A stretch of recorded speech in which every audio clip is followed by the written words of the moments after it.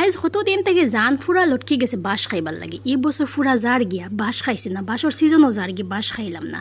সেদিন বাইরে ওটা কইছে ভাই বাজারও বাঁশ উঠে নানি, বাঁশ উঠলে লইয়া আইও, বাঁশ খাইতাম করে জান ফুরা লটকি গেছে। ভাই ওটা এখন বাঁশ তো বাগর জগর বাজারে উঠে না, কিতা আনতাম। আজকে লইয়া আইলা বাঁশ সুন্দর সুন্দর দেখিয়া, আর বাঁশ দেখিয়া তো ফুরা আমি একবারে আত্মহারা খুশিতে। লগে লগে বানাইলাম কাটল বেশি আর ভিজাইলাম মসুরি ডাইল, আর বানাইলাইছি নিরামিষ বাঁশ তরকারি। অত মজা হয়েছে আর পেট বড়িয়া ফুরা বাম্পার করিয়া বাঁশ দিয়া ভাত খাইছে। 99% বেঙ্গলি মানুষে বাঁশ খায়, তার জীবনে হইলেও একবার বাঁশ খাইব। আর যে একবার বাঁশ খাই লইছে হে বাঁশর মজা আর ছাড়তে পারে না। কোনো কোনো জায়গায় এটারে বাঁশ হয়, কোনো কোনো জায়গায় এটারে হয় খরইল, আবার কোনো কোনো জায়গায় হয় এটারে বেম্বু শুট।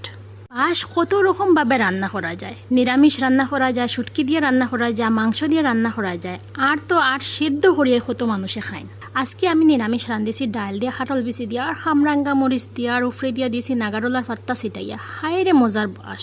এই বাঁশর তরকারি ফাইয়া তো আজকে সবে প্লেট বড়িয়া ভাত খাইছেন। কুকার 1 সেকেন্ডের ভিতরে খালি হয়ে গেছে। তো সে বাঁশ পছন্দ করো আমার মতন অবশ্যই কমেন্ট করিয়া কইবাই। খার বাঁশ কিন্তু খুব ফেভারিট, এটা কমেন্ট করিয়া কইতে কিন্তু ফাউরিও না। ভিডিওটা যদি ভালো লাগে একটা লাইক করিও, আর বেশি ভালো লাগলে একটা শেয়ারও লগে মারে দিও। আল্লাহ হাফিজ।